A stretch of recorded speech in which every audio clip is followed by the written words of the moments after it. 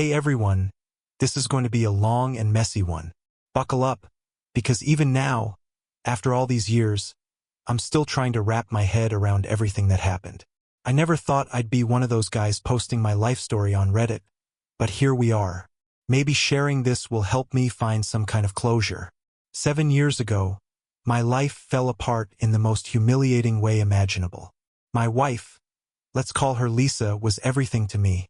At least that's what I thought. We'd been married for 6 years at the time, and I was the kind of husband who gave everything to make her happy. I worked long hours, bought her gifts she didn't need, planned romantic trips she barely seemed interested in, and even gave up some of my own dreams to support hers. If she wanted something, I made it happen. That's who I was, her doormat. But back then, I called it love. Lisa, though, she was stunning. Blonde, tall, always the center of attention wherever we went. She loved the spotlight, and I guess I loved that about her too. I thought she was out of my league, but she said she loved how safe I made her feel. Looking back, I should have seen that as a red flag. Safe? More like convenient. Anyway, everything came crashing down one night when she told me she was going on a girls' weekend. It wasn't unusual. Lisa had a lot of friends, or so she claimed. She said she needed time to unwind, and I didn't question it. She kissed me on the cheek, promised to call, and left with her suitcase and that 1,000-watt smile she always used to get her way. But something felt off. I couldn't put my finger on it at the time, but her hug felt too quick, her kiss too distant. Still, I brushed it off as me being paranoid. After all, Lisa was my wife. She wouldn't lie to me, right? Wrong. The truth came out in the most gut-wrenching way possible. A few days later, I got a message on Facebook from some guy's wife. Let's call her Rachel. Her opening line? "I think your wife is sleeping with my husband." My stomach dropped. I stared at the screen, hoping it was some kind of sick joke. But Rachel didn't stop there. She sent screenshots, texts between Lisa and her husband. Graphic texts. Couldn't breathe. It was like my chest caved in, and I could feel the walls of my world collapsing around me. I spent the next hour going through every single message she sent. The words burned into my brain. Lisa telling this guy, her lover, that she felt alive with him, that he understood her in ways I never could. And the worst part? He was married too. They were meeting up while their spouses, me and Rachel, were left clueless, like idiots. When Lisa came back from her girls' weekend, I confronted her. She didn't even try to deny it. Instead, she turned it around on me. "Maybe if you weren't so boring, I wouldn't have needed to look elsewhere." She spat at me, her voice dripping with venom. I was stunned. Boring? I was working myself to the bone to give her the life she wanted. And that's what she thought of me? She packed her things and left that same night, not even bothering to look back. For the next few weeks, I spiraled. I couldn't eat, couldn't sleep, and every time I closed my eyes, I saw those messages or heard her cruel words echoing in my head. I was a wreck. And Lisa? She was off living her best life with her married lover, leaving a trail of destruction in her wake. Fast forward 7 years. 7 years of rebuilding myself from the ground up. 7 years of therapy, long nights, and slowly learning how to live without her shadow hanging over me. I'd finally reached a point where I thought I was okay. Then, out of nowhere, she called. It was late, just after midnight, when my phone buzzed. At first, I thought it was a wrong number, but when I saw her name on the screen, my heart stopped. I hadn't heard her voice in years, and yet there it was, as smooth and manipulative as ever. "Hey, it's me. Can we talk?" I didn't know what to say. My mind was racing. Why now? What could she possibly want after all this time? But the next words out of her mouth would shake me to my core. I stared at the phone, my pulse pounding like a drum in my chest. 7 years. 7 years of silence. And now, in the middle of the night, Lisa decided she wanted to talk. I hesitated for a moment, almost ready to hang up. But curiosity, or maybe some lingering masochism, got the better of me. "What do you want, Lisa?" I asked, my voice sharp, trying to mask the swirl of emotions inside me. There was a pause on her end. Then she let out this shaky breath. like she was on the verge of crying. "I need your help," she said. Her voice was soft, almost desperate. My help? After everything she'd done? The nerve. I felt a mixture of anger and disbelief bubbling to the surface. But before I could say anything, she dropped the first bombshell. "I made a mistake. A big one," she said. I'm not with him anymore. Things didn't turn out the way I thought they would." "Oh, really?" I wanted to laugh. I wanted to tell her I didn't care, that whatever mess she'd gotten herself into was her problem, not mine. But something about the way she sounded made me pause. She wasn't the same confident, venomous woman who'd walked out on me all those years ago. She sounded broken. "I don't know what you expect me to say," I replied, my voice colder than I intended. "You threw everything we had away. You left me for some married guy and now you want to what? Catch up." She let out a bitter laugh. "I deserve that," she admitted. "But please, just hear me out." Against my better judgment, I stayed on the line. And that's when the real story started spilling out. Apparently, things with her lover, let's call him Greg, had gone south. Big time. After their affair blew up, Greg's wife divorced him, taking half his assets and custody of their kids. Lisa, thinking she'd hit the jackpot, moved in with him shortly after. But life wasn't as glamorous as she'd hoped. Greg, who had once seemed so charming and attentive, turned out to be controlling and selfish. He blamed her for the mess his life had become. Their relationship devolved into screaming matches and resentment. And now, 7 years later, Greg had dumped her for someone younger, leaving Lisa with nothing but regrets and a mountain of debt. "Why are you telling me this?" I asked, cutting her off mid-sentence. "What do you want from me, Lisa?" "I don't have anyone else to turn to," she said quietly. "I've hit rock bottom and I thought maybe—" She trailed off, but I knew what she was going to say. She wanted me to save her, to swoop in and fix the mess she'd made of her life. I felt a surge of anger rise in my chest. After everything she'd put me through, she had the audacity to come crawling back? My mind flashed back to those nights I spent alone, crying, while she was off with Greg. The humiliation, the pain. It all came rushing back like it had happened yesterday. "Lisa," I said, my voice steady but firm, "you made your choices, and now you have to live with them." I expected her to lash out, to call me selfish or cold-hearted. But instead, she started crying. Real, gut-wrenching sobs that took me by surprise. For a moment, I felt a pang of guilt. But then she said something that stopped me cold. "There's more," she whispered through her tears. "Something I've been hiding from you, and you deserve to know." I froze. What could she possibly mean? What more could she have to confess after all these years? "Just tell me," I demanded, my patience wearing thin. And then she said it. "It's about our marriage. About why I left. There's something I never told you about Greg." Her words sent a chill down my spine. I had no idea what was coming, but I knew one thing for sure. This conversation was far from over. Her words hung in the air like a bomb waiting to go off. My heart raced, but I kept my voice steady. "What about Greg?" I asked, each word laced with impatience. She hesitated, her breathing uneven. "Greg. He wasn't just some guy I met during our marriage," she said softly. We were involved before I even met you." I felt like I'd been punched in the gut. "What the hell are you talking about, Lisa?" Her sobs deepened. "Greg was my high school boyfriend. We broke up, but I never really got over him. When I met you, I thought I could move on.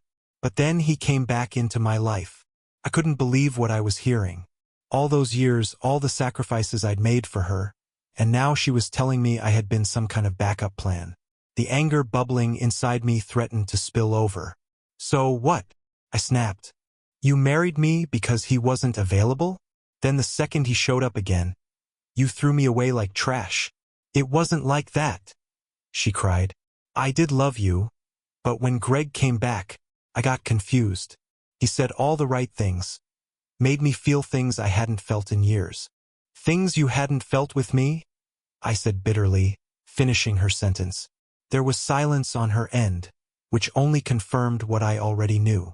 My chest felt tight, my breath shallow. But she wasn't done.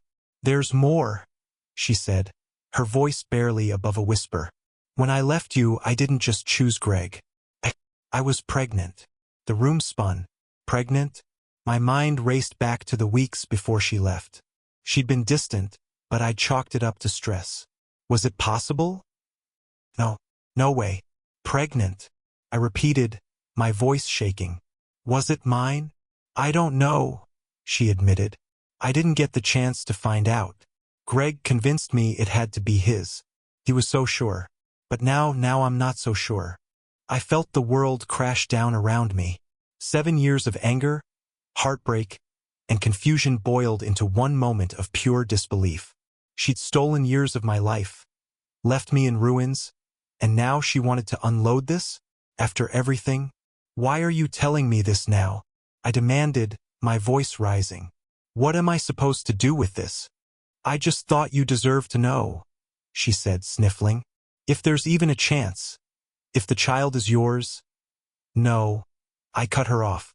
"You don't get to do this. You don't get to waltz back into my life and drop this on me. 7 years, Lisa. 7 years. And you're telling me this now." "I don't know what else to do," she whispered. I need your help." I laughed bitterly, the sound sharp and cold. "You think I'm going to help you? After everything you've done?" "I don't have anyone else," she said, her voice breaking again. "Please, just think about it. For the child's sake." The line went silent after that, and I sat there, staring at my phone, my hands trembling. My mind was a storm of questions, anger, and pain. If what she said was true, then there was a child out there, my child, maybe, that I didn't even know existed. And I had no idea what I was going to do next.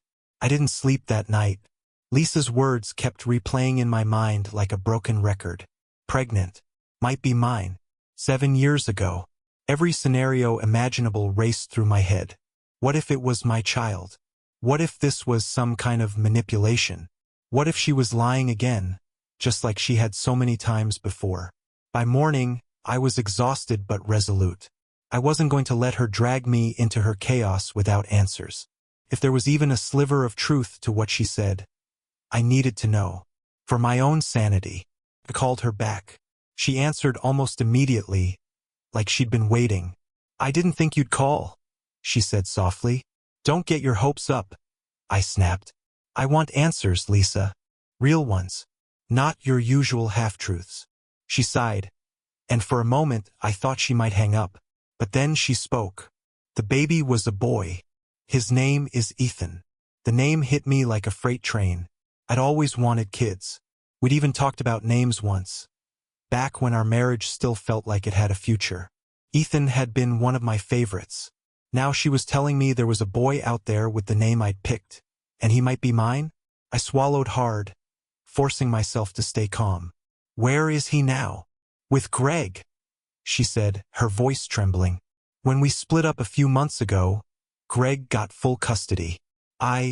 She hesitated. "I wasn't in a good place.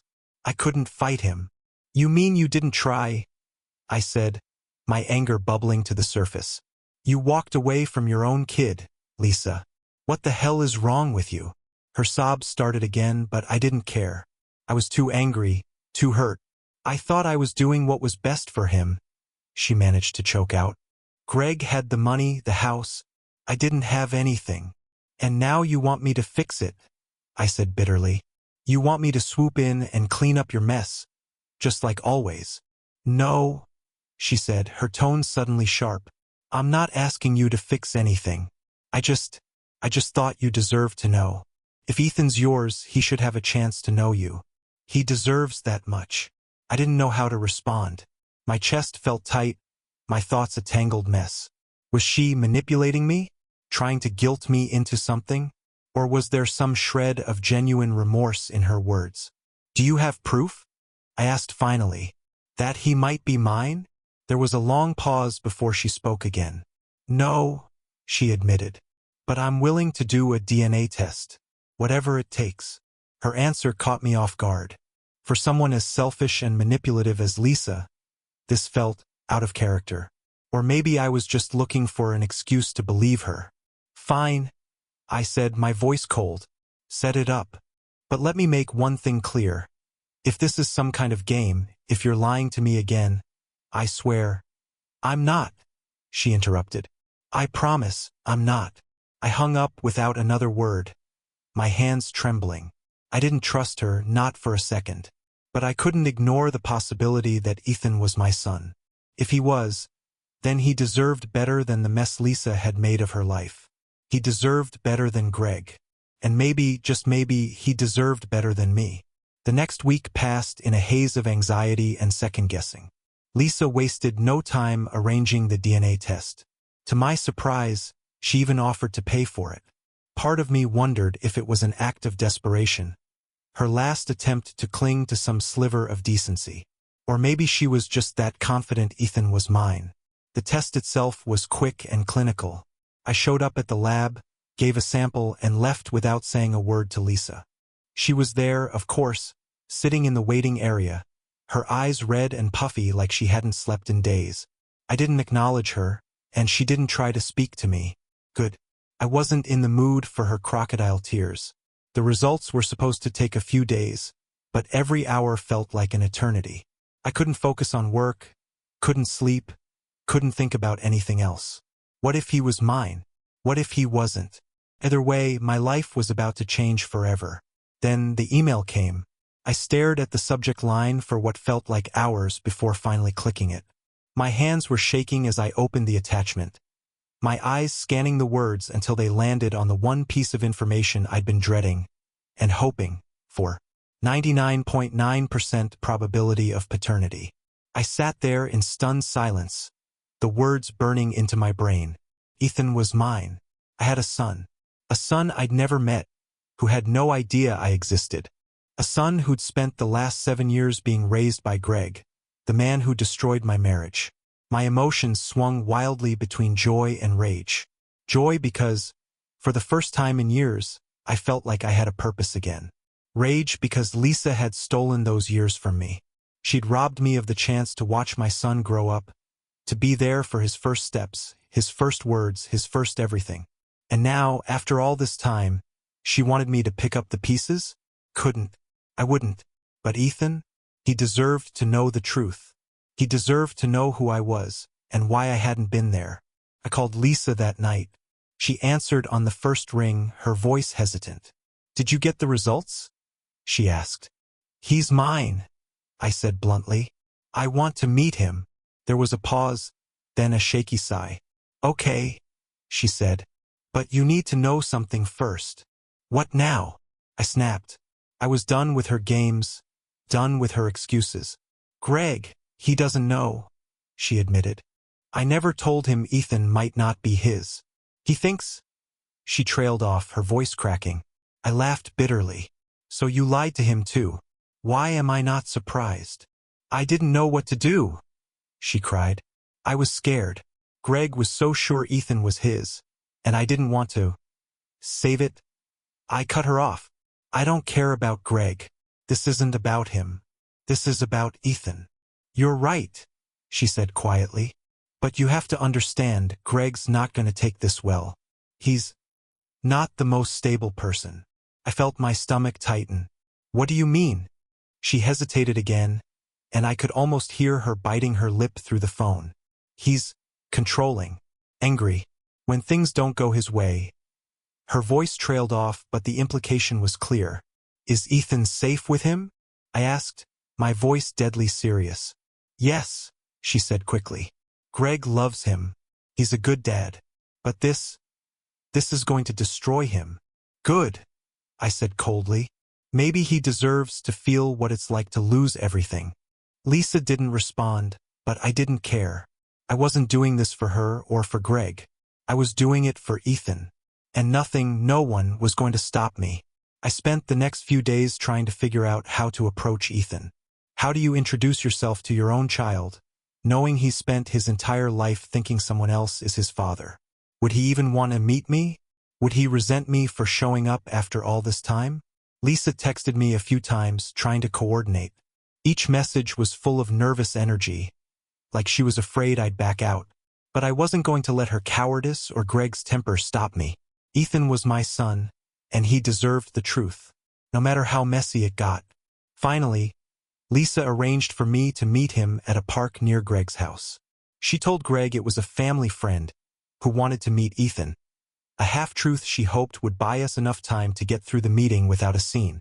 I wasn't thrilled about the lie, but I figured it was better than Greg storming in and ruining everything. When the day came, I arrived at the park early, my heart pounding like I was about to walk into a fight. And maybe I was just not the kind I'd ever expected. I spotted Lisa sitting on a bench near the playground, her blonde hair pulled back in a loose ponytail. Next to her was Ethan, my son. He was tall for his age, with sandy blonde hair and piercing blue eyes that felt like a punch to the gut. My eyes. There was no denying he was mine. I felt a lump rise in my throat as I watched him laugh at something Lisa said, his smile so genuine, so carefree. He had no idea who I was or why I was there, and suddenly I wasn't sure I could go through with it. But then Lisa saw me and waved, her smile tight and nervous. Ethan followed her gaze, his eyes narrowing slightly as he looked me over. I forced myself to take a deep breath and walked over. "Hi," I said, my voice shakier than I'd hoped. "You must be Ethan." "Yeah," he said, his tone cautious. He glanced at Lisa, then back at me. "Who are you?" I shot Lisa a sharp look, but she just shrugged helplessly, leaving me to handle it. Typical. I crouched down to Ethan's level, trying to ignore the weight of the moment pressing down on my chest. "I'm an old friend of your mom's," I said finally. It wasn't a lie exactly, but it felt like one. "I wanted to meet you." "Why?" Ethan asked bluntly, crossing his arms. His directness caught me off guard, but I couldn't blame him. The kid had every right to be skeptical. "Because—" I hesitated, searching for the right words. "Because you're important. More important than you know." His brows furrowed, and I could see the gears turning in his head. He was sharp, sharper than I'd expected. Before he could press further, Lisa jumped in. "Ethan, why don't you show him the swings?" she suggested, her voice overly cheerful. "I'll stay here." Ethan rolled his eyes but stood up, gesturing for me to follow him. I glanced at Lisa, who gave me a weak smile, then turned my attention back to Ethan, my son. I still couldn't wrap my head around it. We walked in silence for a while, the sound of kids laughing and birds chirping filling the gaps. Finally, Ethan spoke. "So, how do you know my mom?" he asked, his tone laced with suspicion. "It's complicated," I admitted. "We used to be really close. A long time ago." He nodded slowly, kicking a rock with his sneaker. "She said you wanted to meet me." "Why?" I hesitated, my heart pounding. This was it, the moment I'd been dreading. "Because I think there's a lot about your life you don't know. Things you deserve to know." He stopped walking and turned to face me, his eyes searching mine. "Like what?" Before I could answer, I heard a voice behind me. A loud, angry voice that made my blood run cold. What the hell is going on here? I turned to see Greg storming toward us, his face red with fury. Lisa was trailing behind him, looking panicked. My stomach dropped. This was exactly what I'd been afraid of. Ethan looked between us, confusion written all over his face. "Dad? What's wrong?" "Dad." The word stung, but I didn't have time to dwell on it. Greg was only a few feet away now, his fists clenched at his sides. "Who the hell are you?" he demanded, his voice low and dangerous. "And what are you doing talking to my son?" I straightened up, refusing to be intimidated. "I'm Ethan's father," I said, my voice firm. The words hung in the air like a thunderclap. Greg's face twisted in rage, and Ethan's eyes went wide. "What?" Ethan whispered, his voice barely audible. "Lisa!" Greg barked, his voice shaking with fury. "What is this? What the hell is he talking about?" Lisa opened her mouth to respond, but no sound came out. Her silence was all the confirmation Greg needed. His face turned an even deeper shade of red, and for a moment, I thought he might actually hit someone. You lying bitch, he spat at Lisa. You knew, and you didn't say anything. Greg, please, she started, but he cut her off. Just don't, he said, his voice trembling with rage. Then he turned to me, his eyes blazing. And you think you can just show up out of nowhere and claim my son? Over my dead body. Ethan looked between us, his face pale and stricken.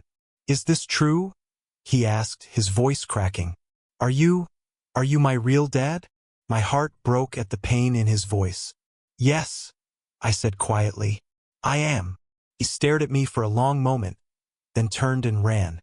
Away from me, away from Lisa, away from Greg. My stomach sank as I watched him disappear into the crowd. Nice work, Greg snarled, his voice dripping with venom. You just destroyed his world. I wanted to yell back, to tell him this was his fault, not mine. But the truth was we were all to blame. And now, the one person who didn't deserve any of this was caught in the middle.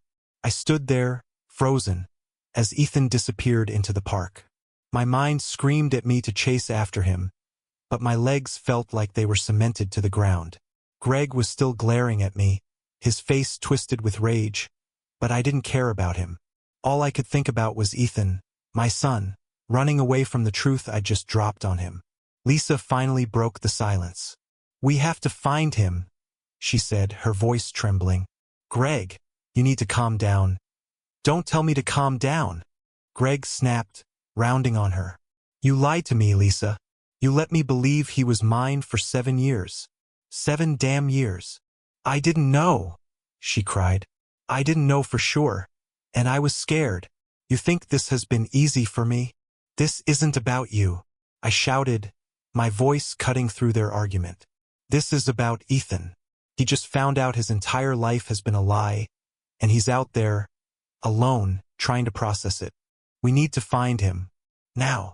Greg shot me a venomous look, but he didn't argue. Without another word, we all split up, scouring the park in search of Ethan. My heart was pounding as I walked past the playground, the picnic tables, and the small pond at the edge of the park. Every second that passed felt like an eternity. Finally, I spotted him. He was sitting on a bench near the far end of the park, his head in his hands. I approached slowly, not wanting to scare him off. Ethan, I said softly, stopping a few feet away. Can I sit? He didn't look up, but he nodded. I sat down beside him, leaving enough space to give him room. For a while, neither of us spoke. The sounds of the park, laughing kids, chirping birds, felt like they belonged to a different world. I don't understand, he said finally, his voice barely above a whisper. How can you be my dad? Dad's always been my dad.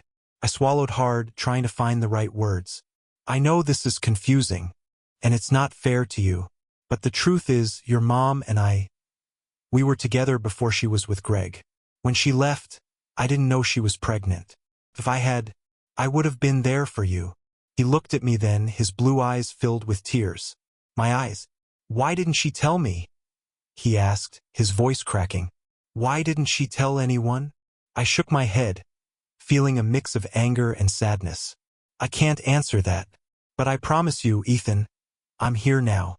I'm not going anywhere. He stared at me for a long moment, then wiped his face and nodded. Okay, he said quietly, but I need time. Take all the time you need, I said. I'll be here when you're ready. He stood up and walked away, heading back toward the playground where Lisa and Greg were waiting. I stayed on the bench, my heart heavy but hopeful.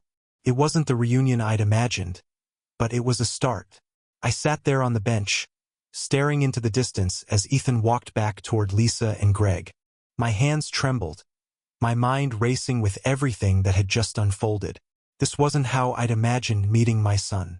It was messy, raw, and painful, but it was real. And now I had no idea what came next. By the time I made my way back to where Lisa and Greg were standing, Ethan was already gone. Lisa was pacing, her face pale and strained. Greg stood with his arms crossed, his jaw clenched so tightly I thought it might snap. The tension between them was suffocating. Where's Ethan? I asked, my voice tight. I took him home, Lisa said, avoiding my eyes. He needs time to process everything. You mean you sent him back to Greg? I said coldly. The man you've been lying to for 7 years. Greg's eyes blazed with fury. Don't you dare act like you're some saint in all this, he spat. You think you can just show up out of nowhere and play dad? You have no idea what it's been like raising him. None. Yeah. And whose fault is that? I shot back. You think I wouldn't have been there if I'd known? You think I wanted to miss out on 7 years of my son's life? Enough, Lisa yelled, her voice cracking. This isn't about you two. It's about Ethan. He's the one who's hurting the most right now, and all you're doing is making it worse. She was right, but it didn't make the anger go away. I took a deep breath, forcing myself to calm down. What happens now? I asked, my voice quieter. Lisa hesitated, glancing at Greg. I don't know, she admitted. Ethan's confused and he needs time, but I think he should spend more time with you. Get to know you. Greg's face darkened. Absolutely not. He's my son. I've been there for him since the day he was born. You can't just take him away from me. No one's trying to take him away, I said, my tone firm but measured. But he deserves to know the truth. He deserves to have a relationship with his real father. Greg scoffed. You don't get to decide that. Neither do you, Lisa snapped. This isn't about you, Greg. It's about what's best for Ethan. Greg glared at her, then at me. You want to fight? Fine. Let's take this to court. Let's see how far you get. I felt my blood boil, but I forced myself to stay calm. If that's what it takes, I said, meeting his glare. I'll do whatever I have to for Ethan. Greg stormed off without another word, leaving Lisa and me standing there in tense silence. She looked at me, her expression a mix of guilt and sadness. I'm sorry, she said quietly, for everything. Sorry doesn't fix this, Lisa, I replied, my voice heavy with exhaustion. But for Ethan's sake, I'll do what I can to make this work. She nodded, tears brimming in her eyes. I'll talk to him, she said. I'll try to help him understand. I didn't respond. I just turned and walked away, my mind already racing with what the next steps would be. This wasn't over, not by a long shot. But for the first time in years, I felt like I had a purpose, a reason to fight. Ethan was my son, and no matter how messy things got, I wasn't going to walk away. Not now. Not ever. The weeks that followed were some of the hardest of my life. Ethan didn't want to see me. Lisa said he needed space, and Greg was doing everything in his power to keep me at arm's length. I didn't push, at least not at first. I wanted to give Ethan time, but deep down, I knew I couldn't wait forever. I decided to write him a letter. Face-to-face conversations had been too overwhelming for him, so I thought maybe this would be less intrusive. I poured my heart into it, telling him everything I wished I could say in person. How much I wanted to be part of his life, how sorry I was for not being there, and how none of this was his fault. I ended the letter with a simple promise. I'm here for you whenever you're ready. Lisa delivered the letter for me. Days passed with no response, and I started to lose hope. Then, one Saturday morning, my phone buzzed with a text. Can we meet? Just us. It was Ethan. I agreed immediately, and we met at a small diner in town. When I walked in, he was already there, sitting in a booth with his arms crossed. He looked nervous but determined. Hi, Ethan, I said, sitting across from him. He didn't respond right away, just studied me with those piercing blue eyes. Why didn't you try harder? He asked finally. His question hit me like a ton of bricks. I didn't know, I said softly. If I'd known, I would have fought for you. I would have been there. I'm sorry I wasn't. He nodded slowly, his expression unreadable. Greg's really mad. He said you're trying to take me away from him. I'm not, I said quickly. I don't want to take you away from anyone. I just want to know you, Ethan. That's all. He seemed to think about that for a long time. Then, to my surprise, he asked, what was I like when I was little? What do you remember? The question caught me off guard. I don't have those memories, I admitted. But I want to make new ones, if you'll let me. Ethan looked down at his hands, fidgeting with his napkin. I don't know if I'm ready, he said finally. That's okay, I said. Take all the time you need. I'll be here when you are. Ethan didn't trust me overnight, but that meeting at the diner was the start of something. He began texting me every now and then. Small questions about me, my life, what I'd been up to. I answered every message, careful not to overwhelm him. Greg, of course, wasn't happy. He called me more than once to berate me, threatening to take legal action if I kept interfering. But I wasn't afraid of him anymore. Ethan was old enough to make his own decisions, and I wasn't about to let Greg bully me out of my son's life. One weekend, Ethan asked if I wanted to go to one of his soccer games. I showed up early, sitting in the back row of the bleachers so I wouldn't make him uncomfortable. Watching him on the field, so full of energy and passion, filled me with pride. After the game, he walked over to me, sweaty and out of breath. "What did you think?" he asked, a small smile playing on his lips. "You were amazing," I said honestly. "You've got real talent." He blushed, looking away. "Thanks. It wasn't much, but it was a start." Over time, we started spending more time together, going to the movies, grabbing lunch, even just sitting and talking. Slowly but surely, we were building a relationship. As for Lisa and Greg, their drama continued to unfold in the background. Greg eventually backed off, realizing that trying to keep Ethan from me was only pushing him further away. Lisa, for all her faults, seemed genuinely committed to making things right, for Ethan's sake, if not for mine. One day, Ethan asked me a question that stopped me in my tracks. "Do you think we'll ever feel like a real family?" I thought about it for a moment before answering. "I don't know," I admitted. "But I do know this, we'll figure it out. Together." Ethan smiled, and for the first time, I felt like maybe, just maybe, things were going to be okay. That's where I'll leave it. A story of pain, betrayal, and mistakes, but also one of healing, growth, and second chances. Life isn't perfect, and it never will be. But for Ethan, I'll keep trying. For as long as it takes.